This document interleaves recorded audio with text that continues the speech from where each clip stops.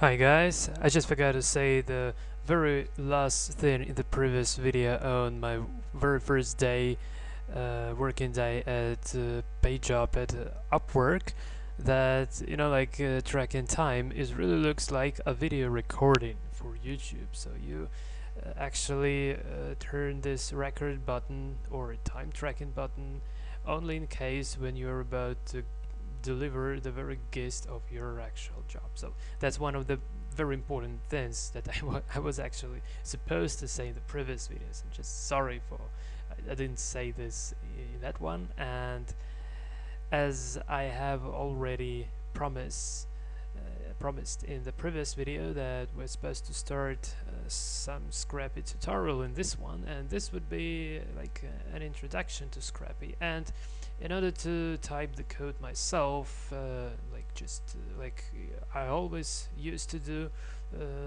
this day, well, but by the way, I have a new monitor today. I had 15 inches monitor, and today I have the 19 inches monitor, and it's kind of my father's present. It's really larger compared to my previous one, probably at least like 2 times larger, maybe a bit less, but still it's really big, and it's really much easier to see anything on the screen.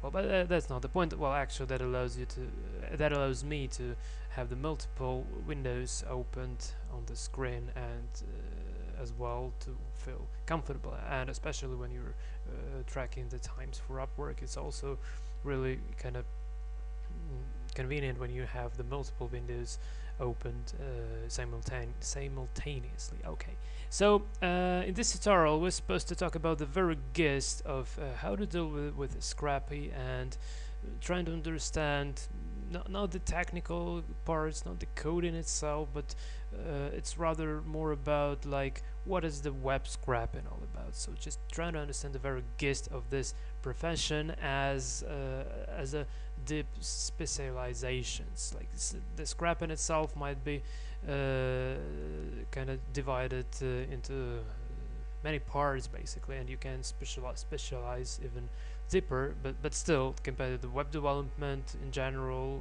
web scrapping is really kind of, like, is really some specialty already. Okay, so basically let's start with creating a new Scrapy project. And again, I just want to emphasize that this tutorial is not about how to install Scrapy and all the dependencies. It assumes that you already have the Python 3 and the Scrapy installed in your system, and you're just like kind of ready to work in Scrapy. And one last thing, just before starting this, I highly recommend to have a quick look at my video on scrapping a fresh proxy list using Python and beautiful soup, and that would that's probably really like the same we're supposed to do in this video, but in that one it's like kind of done by hands, while the Scrapy is like a spaceship compared to the skateboard. Like the beautiful soup is just like a skateboard, and the Scrapy is just like a spaceship. So just bearing that in mind. Okay, so I'll be just following this tutorial, nothing from my own. So just following the tutorial and trying to, oh my god, what the hell is that? Just trying to explain things on the go. Okay, so I've opened my terminal at the desktop folder, and I'm just now creating a new project. So Scrapy start project, and tutorial is just the name for the new Scrapy project. Okay, using template. Okay, so it has been successfully created, and this is actually the folder containing all the stuff. And now we see that so you have the Scrapy configuration file, then the tutorial, the name of the project, and all the files listed over here. So here we have all of these files. Okay, and now basically the next thing to do, okay, let me just, it doesn't, okay, now let me just go further on. Okay, so now it's time to create the spider. And what is the spider? The spider is a particular module in the scrap. It's kind of class that does the web scraping job itself. And here they probably recommend us to go tutorial, create the spiders directory. I'm not sure if that is already created or not, but there is kind of a little bit easier way. Okay, here is the spiders, so we can actually create the spider manually here, but another kind of option here, well, instead of just manually creating this spider file, we can use the command which I've taken from another tutorial, and it's called the SCRAPY generate spider. So I just copy this, and now I see what's the name for the spider they're supposed to give it. Quotes, probably. Okay, let me just quotes, and that's the name of the spider. And I also want to give this starting URL, and one little thing here, that if I'm not mistaken, that if you're on Linux then you use the single quotes, but if you're on Windows, use the double quotes instead. Okay, so this would probably generate the domain to scrape in. Okay, so let me just see what happens now. Okay, it doesn't create a spider basic using template. Okay, where did you create this, man?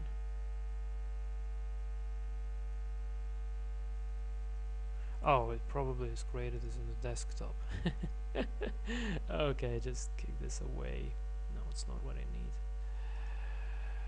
Okay, let me just see it.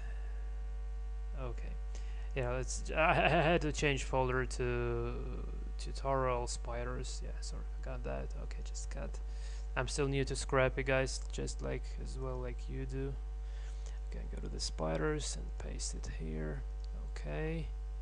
Oh my goodness, I've closed the text editor. What have I done? Okay, let's open the quotes. .py again, and okay.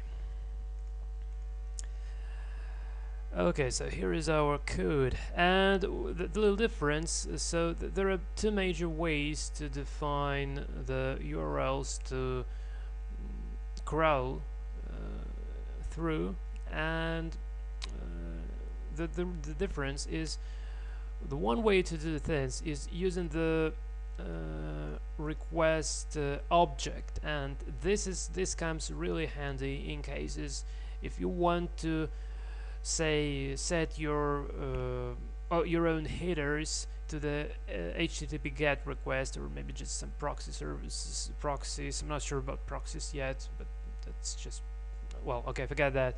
So at least here you can set your own headers, and that's what I had to do yesterday when I was trying to scrape the Crunchbase.com website. So without specifying those headers, I couldn't ever really get to the desirable page. For I was just redirected. I was kind of tracked as a bot, so my scrapper was tracked as a bot and got basically redirected. That didn't really get banned, but just redirected, so I couldn't really scrape that much. So this request, so there are kind of two forms of how you can you can basically arrange things in your quotes, in your crawl spider. So that's in general it's called the crawl spider, and the quote spider is the particular. It's probably thing that is called inheritance. I'm not really sure. I'm not really good at object oriented stuff, so sorry guys, I'm not really about to talk about that much. So and here okay, just before running that stuff, here they give basically the example that looks like what we have generated using this command scrapy gen spider. So if you don't really need to specify things like, you know, like the custom header files for your HTTP request. So say if you're not scraping the site that doesn't supposed to be scraped, well, if the site if it doesn't allow you scraping and it has some anti-scraping software, well, in that case you need to modify the existing request object. But in case if you are scraping something like top scrape com, which is not about to be defended by any anti-scraping software, in this case it's just enough to use the start URLs list in order to crawl through all of these links over here. So that's the reason why in the Scrapy tutorial we have these two kind of ways of representing things. So the one using request, the other one when you don't. So as far as we are not really supposed to outcome some anti-scraping systems or something like that. We're not about doing some hacking in this video at least, and hence we don't really need to deal with the request object directly, so we can use just kind of start URLs list. And this allow domains is another constant that is designed to limit the scope of the particular spider. So like the spider won't really be able to crawl through, while crawling through the links, he won't be able to go away from this particular domain. And that's another thing that is not actually defined over here in the tutorial, but it's actually generated while you're generating the spider automatically using SCRAPY join spider command. And basically this SCRAPY is kind of command line interface for the entire framework, and that's also really cool. Okay, so here I'd like to modify this start URLs and just copy paste the stuff here, just paste and save. And in parse function, what they do here, let me just explain you this in a moment. So what they do here, when you know, like in this implementation, the very first one, we explicitly define the start requests method, which is about to actually do the actual HTTP GET request to the desired pages. While here, it's done implicitly, so we don't really specify any requests at all. Just specifying the URLs that are about to be crawled. And in any case, if this part, if the crawling part succeeds, so if we actually get the reasonable responses from this particular domains, that it would actually formulate a response object, which is passed as the second argument to the parse function. And the parse is some sort of a callback function that is called in case of the successful crawling, and in case of the successful in getting success while requesting the particular domain. And so say we have succeeded there, and now we assign the page variable to the page variable. We assign the value of response.url. So we actually want to name the files as quotes1 HTML and the quotes2 HTML. This index serves to get this particular numbers over here. So we're not really dealing directly with the response itself, but instead we're just using the URL in order to store the files. And what they actually want us to do now is just, well, using, yeah, basically here using the command line stuff, well, command line command, we're about to run our spider, but there also exists a way when you can write your spider within this Python script, and that's a bit different, and well, at least that's not the topic of this particular video, so that's just already the details. Okay, so let's just try to run our spider here, and I hit enter and see what happens. Okay, and I'm kind of scrappy to see available commands, crawl, quotes, no active project. Oh, okay, I have to cd probably into tutorial. Okay, cd tutorial. Okay, one more time. Crawl quotes. Okay, now it does the job, and let's quickly, well, it doesn't really tell us much, well, at least yeah, like over here, so here got a couple of successes, some page doesn't exist, well, doesn't matter, well, at least that's the log we're supposed to see. And now here we have to see two files. I really hope to see the two files, but where are they? No files. Great. Okay, let's see. So was it different? Was it a bit different? So why don't I see the files? File right response body. So okay, let me just quickly check out if it was a success or not. Okay, parse in.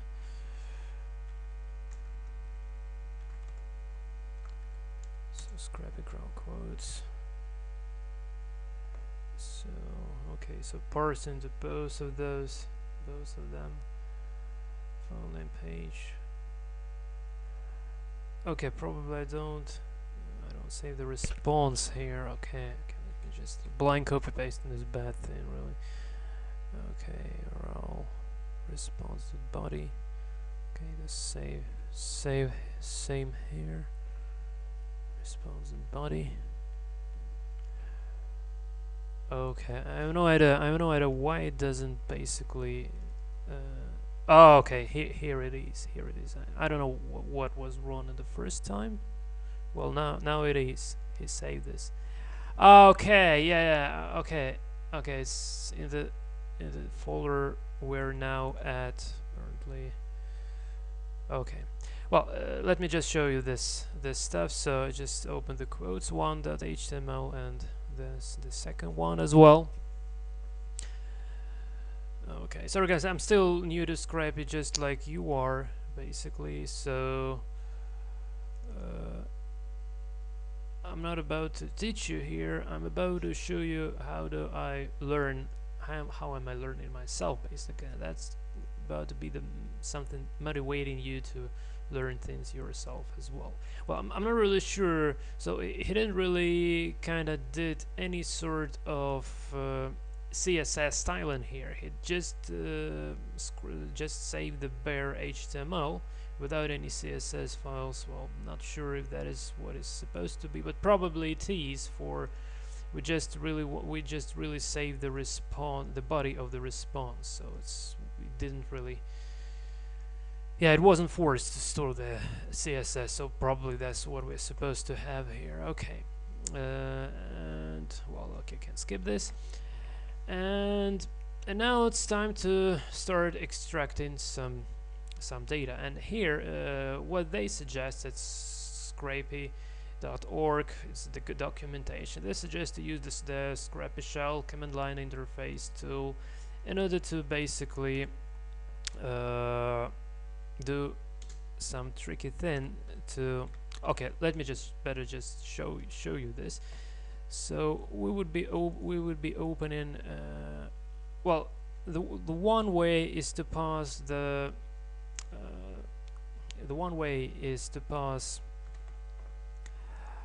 link we're supposed to follow as the command line argument, and the other way, if we just log into the Scrapy shell, we can use, say, just fetch and then like this, and basically get the same result. So we would what we would have at the very end is some sort of the response object. And now let me just clear this again, and I'll show you one little command here. Say, okay, it's not needed. Say view, okay, view response, and this has to open tabs in the browser, so it quite goes to scrape. Okay, so yeah, so it really differs from the response object, differs really from the file we have saved. So the CSS styling is already available here, and basically the CSS selector is what we're supposed to use in order to extract the data out of here. So here how the response basically kind of looks like. Okay, and now so remember, always enclose. Okay, yeah, that's the stuff I was talking about. So when you're on Windows, you use the double quotes. When you're on Linux, you use the single quotes. So that's also important to bear in mind. Okay, and here we can see that using this shell, you can try this.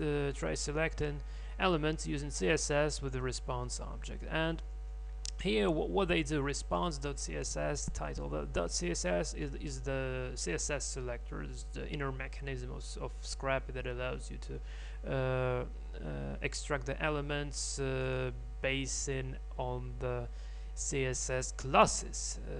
Okay, and just we view the source here. Just let's look for the title, but not the title tag. But okay, we don't have anything but the title tag. Then I don't know what's going on.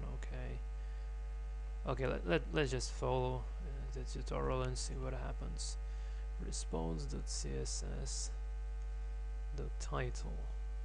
Oh, it's probably, yeah, it uses the CSS selector, but apparently with the tag name, but not the CSS class.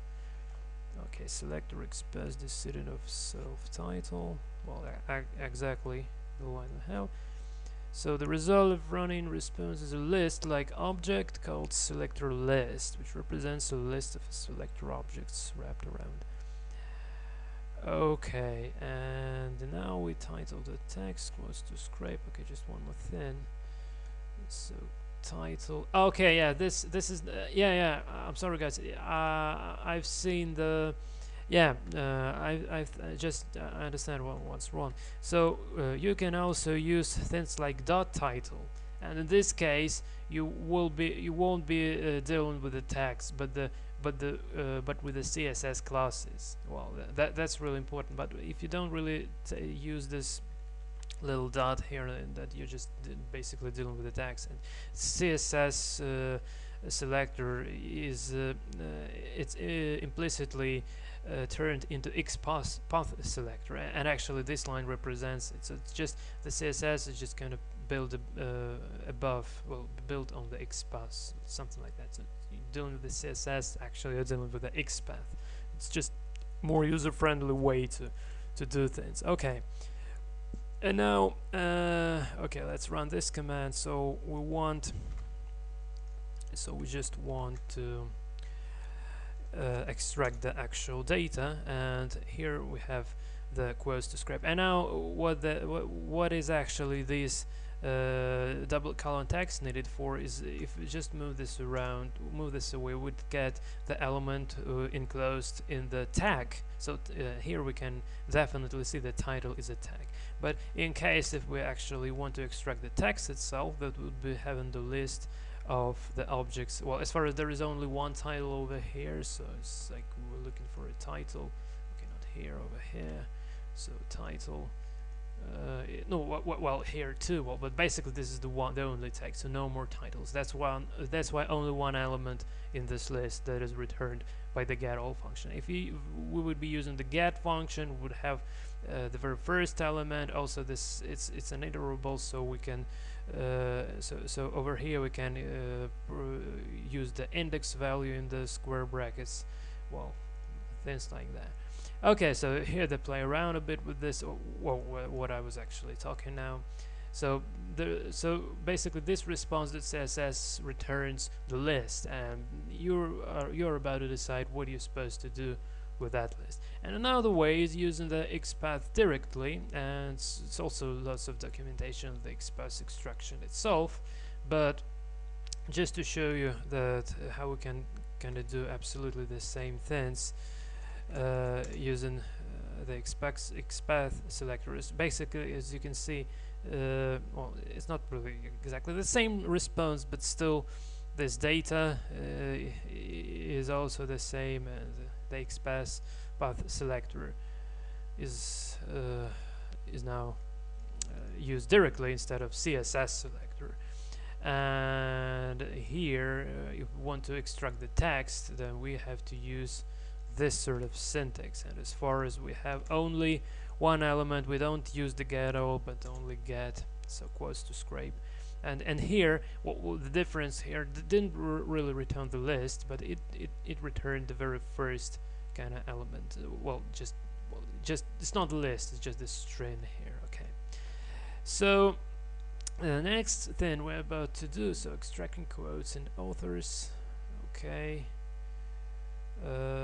so it does quotes and authors. Okay, so this was just an example of how to get the data in general. Now we would be getting the particular data out. So yeah, let's kind of close this section. Let's run a new. Let's run the new section, the new session here. Okay, Scrappy shell, and they're supposed to use the div quote. Okay, copy and paste, and here we have all the quotes. And now it probably here we just what I was just talking about, we can use, as far as we're using the iterable, as this CSS response.css returns the iterable list, so we can just see the kind of a first element of this like this. And okay, and now we can also,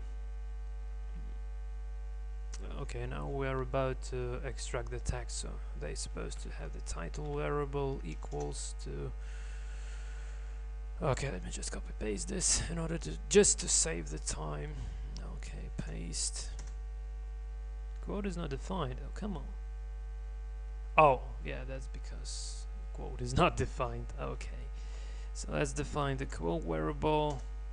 Okay, and now we just, okay, so first we're just extracting the object here, and then we'll be extracting the text directly out of that. Okay, and now we just see the title. Okay, so that's how we have instructed the particular quote from the response element.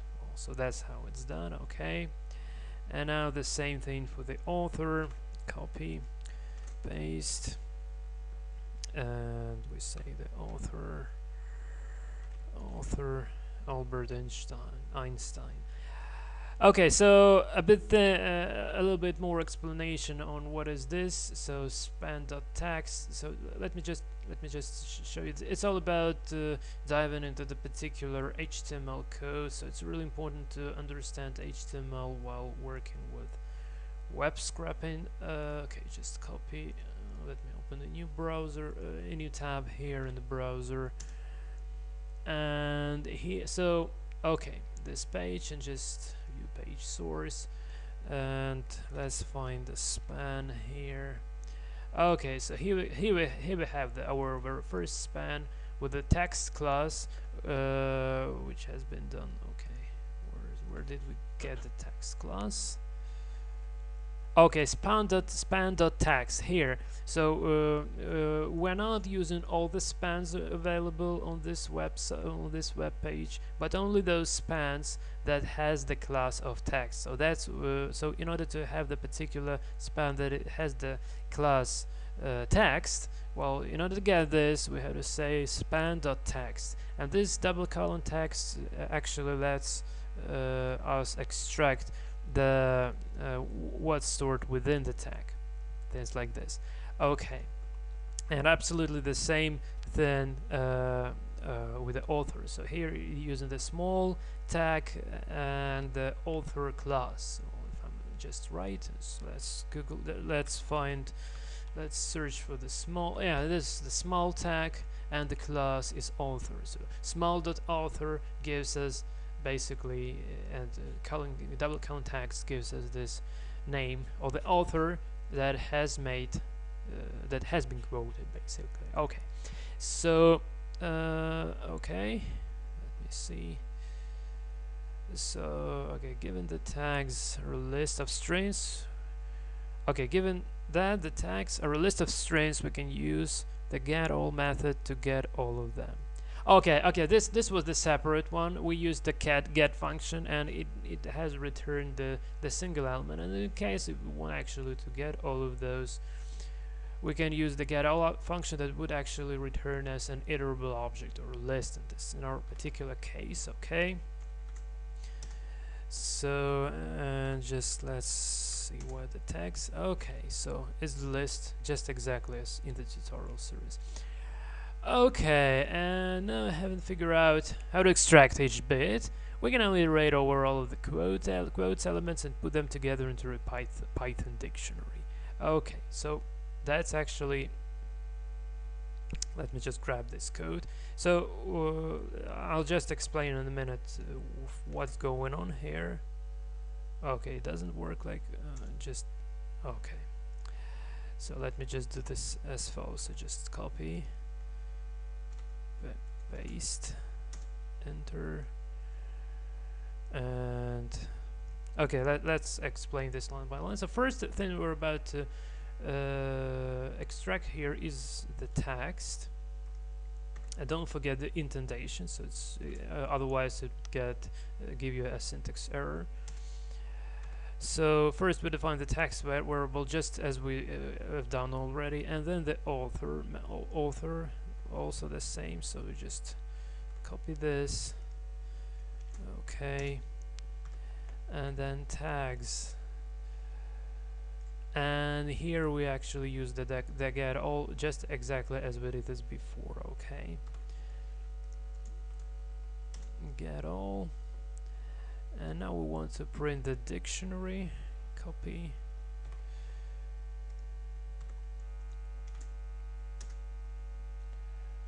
and hit enter one more time. Okay, so here we have stored all the necessary information into the okay, so here we're looping through each particular quote in the div quote. So div quote is the div which has the class of quote. Let me just show you this briefly one more time. So let's find the div quote over here. Okay, so so each div element that has the class of quote we would be iterating over each element like this. So this is the first one, and this is the second one, and so far and so on. Okay, so that's done in the list.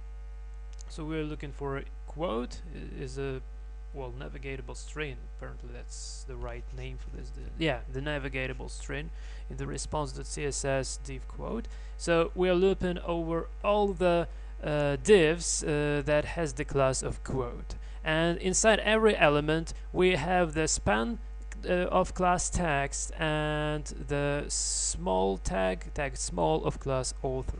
So we're extracting the text, we're extracting the author, and also we're extracting the tags. So the tags these are the tags. So we're about to see the list of these tags as well. So 3 elements in each particular quote div. So we have the text, the name, and the tags. So this is the string, this is another string, and this is the list, and that's what's kind of done in the code. Okay, let's move further on. And now we want to extract data in our spider, and here they offer us the code that basically does the things for us. Okay, so let me just grab this code and okay, just paste it and go through it. So again, we have the quotes is the name that would be attract when we would be calling SCRAPY crawl quotes.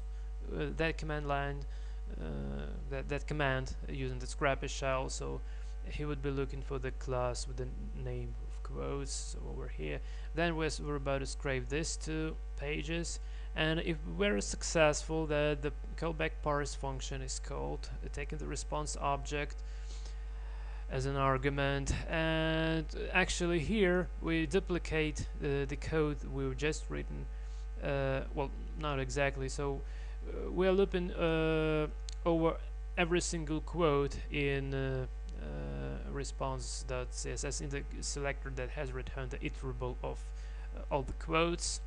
And now the things are getting a little bit trickier. Yeah, This yield function, well, it's the thing that is called the generator, and the generator is a way to return the iterable object, but instead of the list like we were doing here in the command line, it's not stored in the memory. It's kind of made on the fly. I'm not really that good in explanation of that things. I kind of can have a vague understanding of how particularly it works, at least of how to use that, but I'm not like about to teach you what are the generators. So you can Google yourself for what does the yield keyword means in Python, and you'll get that. So it's like you iterated, but just on the fly, something like that. And what is this particularly being used for is actually to create the dictionary that, well, here we did create the dictionary, so we did occupy the memory, and the yield function does allow you to formulate the same dictionary, but without kind of occupying the memories. Kind of, I don't really know how to explain this in the professional manner. Like, sorry guys, I don't really know that. But that's the preparation of the scraped information to be stored in the particular file as the output, and that's the very gist of things. So we're using this yield statement in order to prepare the scraped information as far as we understand how to extract the needed part, and then we're about to store this right into some sort of the output file. This might be the JSON file, the CSV file, and well, Scrapy supports some formats. You can read this in the documentation. Doesn't really matter, but we want to store this into the file. We definitely have to formulate this sort of dictionary using the yield statement, but it's not a dictionary. Well, okay, I hope you understand the gist. Okay, and now it's about what I just say. So storing the scrape data, and now we need the simplest way to store the scrape data is by using feed experts with the following command. Well, basically here it's kind of sort of storing on the fly, but there is also when you're running your spider not using the Scrapy shell, but as using the casual Python interpreter, and that case you need to import another sort of class here, and really remember it's some sort of a crawler class, and then you pass this your spider to this class as an argument, and you can do many of cool things there. And also somewhere in the settings.py you have to explicitly say what's the particular output file. Well, but that's already kind of the details. Well, it's not really about the gist, but today we are actually going to talk about the very gist of scrapping process. So first we gonna make the request, then we extract the data, the second part, and the third part we have to store the data to some sort of a file. That's really easy. When you're scrapping by hands, you have to write your own to JSON to CSV converter, something like that. You have to use third-party libraries, but in Scrapy it's much more easier. Okay, invalid syntax. So what the hell is going on? Scrapy crawl quotes. I don't understand what does it like here.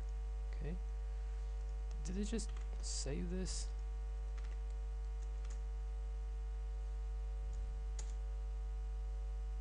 Crawl. Yeah, well, what's wrong, man? Come on.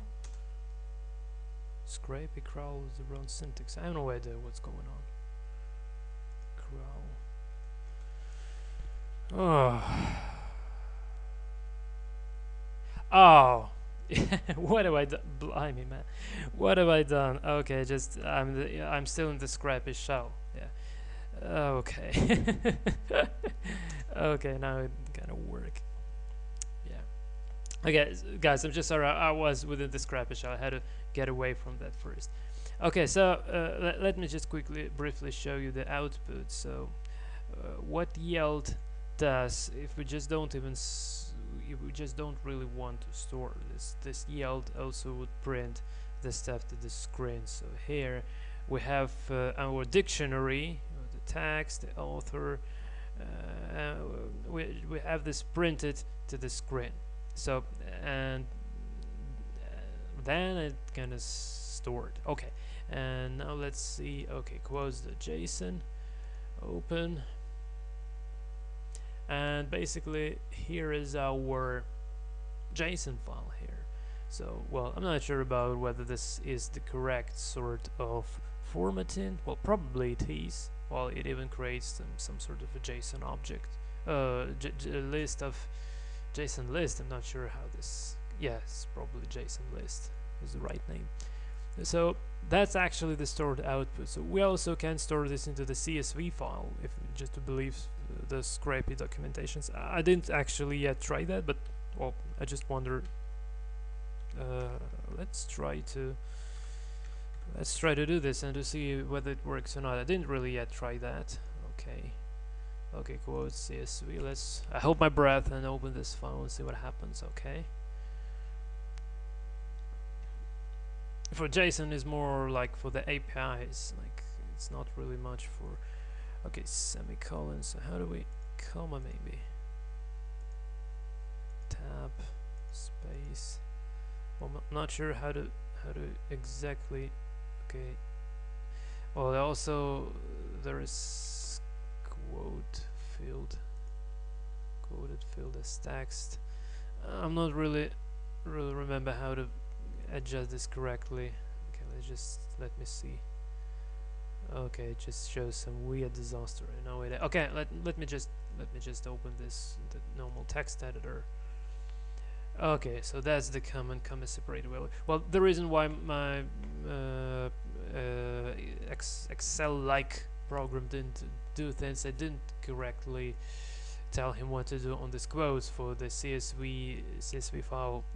Considers quotes to be some sort of a delimiter, is something I'm not sure really, but still, that's how the CSV file looks as the plain text. Okay, guys, I really hope that you have kind of some sort of a basic idea of what is web scraping is all about and how easy it is done using the SCRAPY framework. So let me just summarize things one more time. So the first thing we're about to do, we have to create the GET request to actually grab the entire HTML. That's the step one. The step two, we have to extract the data using the selectors. So either the CSS selectors or the XPath selectors. It depends on the particular task you're about to solve. In this project, in this moment, so it depends, yeah. And the very last thing that we're about to do, we have to store our results to some sort of a format.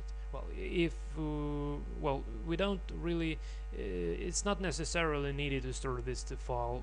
We can also use this dictionary here to just to store this to the database somehow. I don't really know at this particular moment how exactly is that done, but that's definitely, it has to be possible.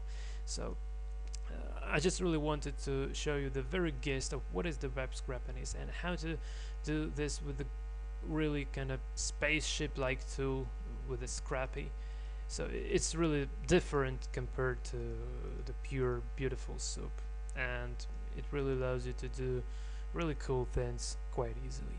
Okay guys, this is it for this video, and take care!